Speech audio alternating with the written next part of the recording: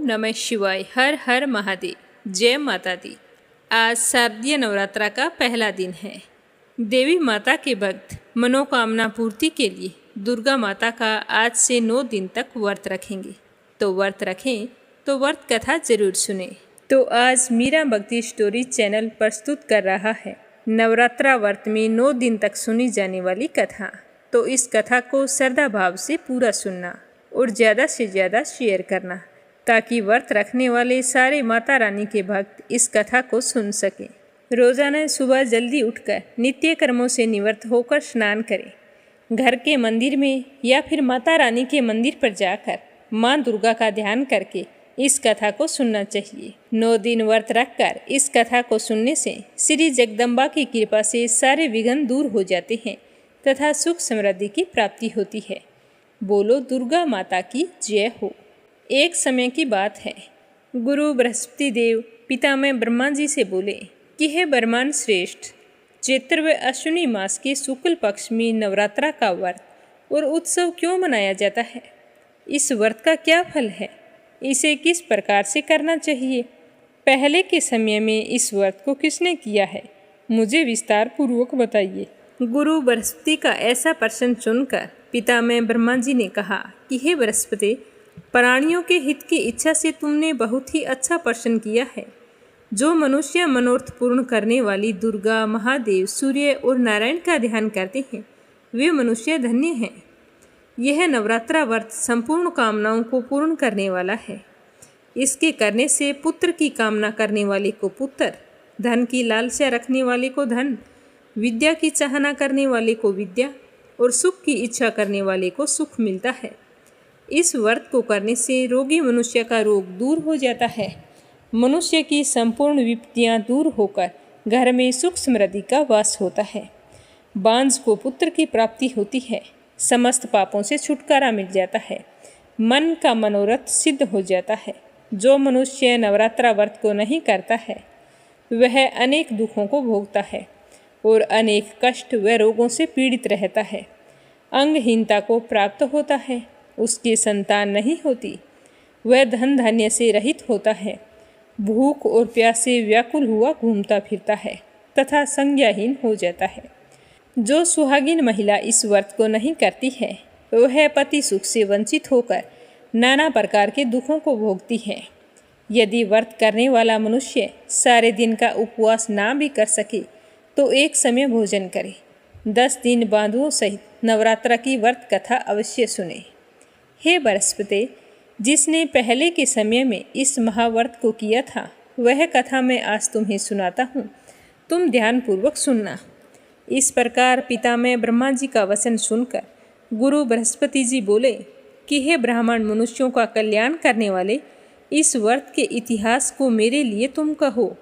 मैं बहुत ही ध्यान लगाकर सुनूंगा। आज मैं आपकी शरण में आया हूँ, आप मुझ पर कृपा करो। तो पितामह ब्रह्मा जी कहने लगे कि प्राचीन काल में मनोहर नगर में पीठत नाम का एक अनाथ ब्राह्मण रहता था। वह भगवती दुर्गा का भगत था। उसके संपूर्ण सद्गुणों से युक्त सुमति नाम की एक कन्या थी। वह कन्या बहुत ही सुंदर थी। वह अपने पिता के घर में बाल्यकाल में अपनी सहेलियों के साथ क्रीड़ा करती हुई इस प्रकार बढ़ने लगी जैसे शुक्ल पक्ष में चंद्रमा की कलाई बढ़ती है। उसका पिताजी प्रतिदिन जब दुर्गा माँ की पूजा करके हवन करता था तो वह लड़की अपने पिताजी के साथ वहाँ पर रोजाना उपस्थित रहती थी। तो एक दिन सुमति अपनी सखियों के साथ खेल रही थी और खेल खेल में उसे भगवती के पूजन का ध्यान नहीं आया तो वह पूजा में आना भूल गई। तो उसका पिताजी अपनी पुत्री को ना आया देखकर बहुत ही क्रोधित हुआ और अपनी पुत्री से कहने लगा कि अरे दुष्ट पुत्री, आज तूने भगवती का पूजन नहीं किया। मैं तुमसे बहुत ही नाराज हूँ। मैं किसी कुष्ठ या रोगी दरिद्र मनुष्य के साथ तेरा विवाह करूँगा। तो पिता का ऐसा वचन सुनकर सुमति को बड़ा ही दुख हुआ। वह अपने पिताजी से कहने लगी कि हे पिताजी, मैं तो आपकी कन्या हूँ, सब तरह से आपके अधीन हूँ। जैसी आपकी इच्छा हो आप वैसा ही कीजिए। राजा से, कुष्ठी से, दरिद्र से अथवा जिसके साथ तुम्हारा मन हो उसके साथ मेरा विवाह कर दीजिए। पर होगा वही जो मेरे भाग्य में लिखा है।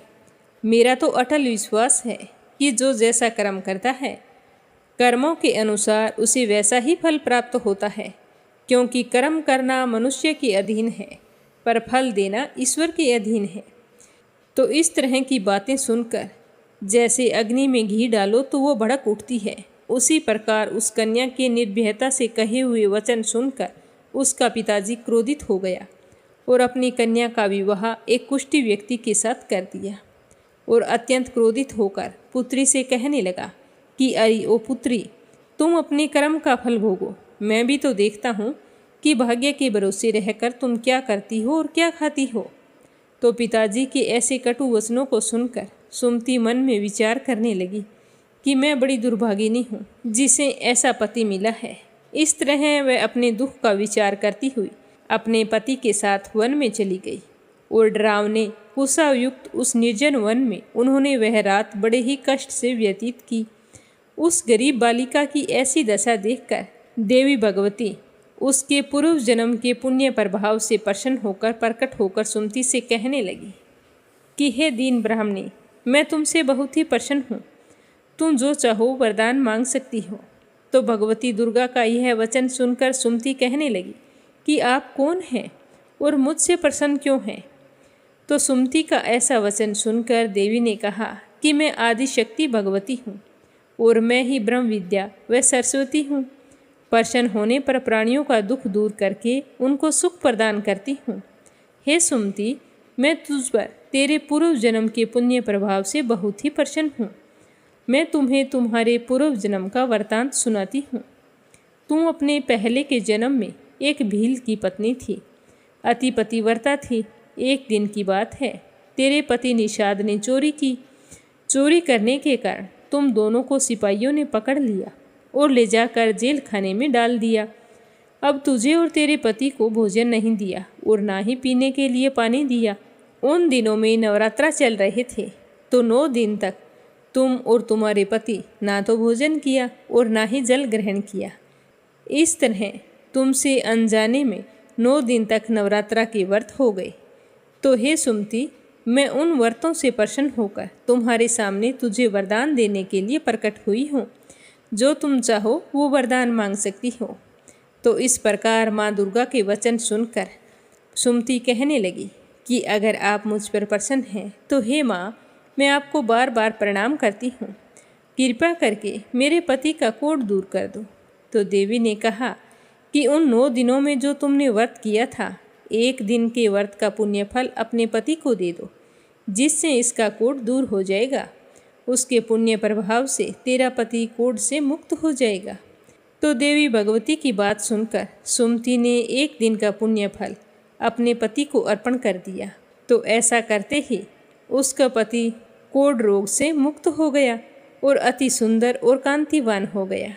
सुमति अपने पति की मनोहर देह को देखकर देवी की स्तुति करने लगी कि हे दुर्गे, आप तो दुर्गति को दूर करने वाली, तीनों लोकों का संताप हरने वाली, समस्त दुखों का नाश करने वाली, रोगी मनुष्य को निरोग करने वाली, अगर प्रसन्न हो जाओ तो मनोवांछित वरदान देने वाली, दुष्टों का नाश करने वाली, जगत की माता हो। हे अम्बे, मुझ निरपराध अबला को मेरे पति ने कुष्ठी मनुष्य के साथ विवाह करके घर से निकाल दिया है। पिता के निकाले जाने पर मैं तो बड़ी ही दुखी होकर इस निर्जन वन में विचर रही हूँ। आपने मेरा इस विपदा से उद्धार किया है। हे देवी, मैं आपको बार बार प्रणाम करती हूँ, आप मेरी रक्षा कीजिए। तो सुमति के मुँह से ऐसी स्तुति सुनकर देवी बहुत ही प्रसन्न हुई और उससे कहने लगी कि हे सुमति, तेरे उदाल्य नामक अति बुद्धिमान, धनवान, कीर्तिवान और जितेंद्रिय पुत्र होगा। ऐसा वरदान देकर देवी सुमति से फिर कहने लगी कि सुमति, तेरी अगर कोई और इच्छा हो तो वरदान मांग लो। तो भगवती दुर्गा का ऐसा वचन सुनकर सुमति कहने लगी कि हे माँ, अगर आप मुझ पर प्रसन्न हैं तो मुझे कृपया करके नवरात्रा व्रत की विधि बताओ और उसके फल के बारे में विस्तार से बताओ।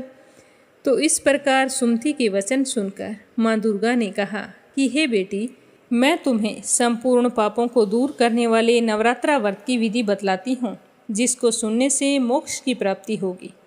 अश्विनी मास के शुक्ल पक्ष की प्रतिपदा तिथि से लेकर 9 दिन तक विधि पूर्वक व्रत करना। यदि दिन भर व्रत ना कर सकें तो एक समय भोजन करना। विद्वान ब्राह्मणों से पूछकर घट स्थापना करना और वाटिका बनाकर प्रतिदिन उसे जल से सींचना। महाकाली, महालक्ष्मी, महासरस्वती देवी की मूर्तियां स्थापित करके उनकी नित्य विधि सहित पूजा करना और पुष्पों से विधि पूर्वक अर्घ्य देना। बिंजोरा के फल की अर्घ्य देने से रूप की प्राप्ति होती है। जायफल से अर्घ्य देने से कीर्ति की प्राप्ति होती है। दाख से अर्घ्य दें तो कार्य सिद्धि की प्राप्ति होती है। आंवले से अर्घ्य देने से सुख की प्राप्ति और केले से अर्घ्य देने से आभूषण की प्राप्ति होती है। इस प्रकार पुष्पों व फलों से अर्घ्य देकर व्रत समाप्त होने पर 9वें दिन यथाविधि हवन करें। खांड, घी, गेहूँ, शहद, जौ, तिल, बेल, नारियल, दाख और कंदब आदि से हवन करें। गेहूँ से होम करने से लक्ष्मी की प्राप्ति होती है। खीर एवं चंपा के पुष्पों से धन और बेल पत्तों से तेज व सुख की प्राप्ति होती है। आंवले से कीर्ति की और केले से पुत्र की, कमल से राज सम्मान की और दाखों से संपदा की प्राप्ति होती है। खांड, घी, नारियल, शहद, जौ, तिल तथा फलों से हवन करने से मनोवांछित वस्तु की प्राप्ति होती है। व्रत करने वाला मनुष्य इस विधि विधान से होम करके पंडित को अत्यंत नम्रता के साथ प्रणाम करे और यज्ञ की सिद्धि के लिए उसे दान दक्षिणा दे। इस प्रकार बताई हुई विधि के अनुसार जो व्यक्ति व्रत करता है उसके सारे मनोरथ सिद्ध होते हैं। इसमें तनिक भी संदेह नहीं है। इन 9 दिनों में जो कुछ दान दिया जाता है उसका करोड़ों गुना फल मिलता है। इस नवरात्रा व्रत के करने से अश्वमेघ यज्ञ का फल प्राप्त होता है। हे बेटी, इस संपूर्ण कामनाओं को पूर्ण करने वाले उत्तम व्रत को तीर्थ, मंदिर अथवा घर में विधि के अनुसार करना चाहिए। तो पितामह ब्रह्मा जी कहने लगे कि हे बृहस्पति, इस प्रकार सुमति को व्रत की विधि और फल बतलाकर देवी अंतर्ध्यान हो गई। जो मनुष्य या स्त्री इस व्रत को भक्तिपूर्वक करता है वह इस लोक में सुख प्राप्त करके अंत में दुर्लभ मोक्ष को प्राप्त होता है। हे बृहस्पति, यह इस दुर्लभ व्रत का महात्म्य है जो मैंने तुम्हें सुनाया है। यह सुनकर गुरु बृहस्पति जी आनंद से प्रफुल्लित हो उठे और पितामह ब्रह्मा जी से कहने लगे कि हे ब्राह्मण, आपने मुझ पर अति कृपा की है जो मुझे इस नवरात्र का महात्म्य सुनाया है। तो पितामह कहने लगे कि यह देवी भगवती शक्ति संपूर्ण लोकों का पालन करने वाली है। इस महादेवी के प्रभाव को कौन जान सकता है। बोलो देवी भगवती माता की जय हो। हे माँ दुर्गा, नवरात्रा के व्रत की कथा कहने में, सुनने में अगर कोई भूल चूक हो गई हो तो हमें क्षमा करना और अपनी कृपा दृष्टि हम सब पर हमेशा बनाए रखना। तो यह थी नवरात्रा व्रत कथा जो नवरात्रा के व्रत में 9 दिन तक नियम से सुननी चाहिए।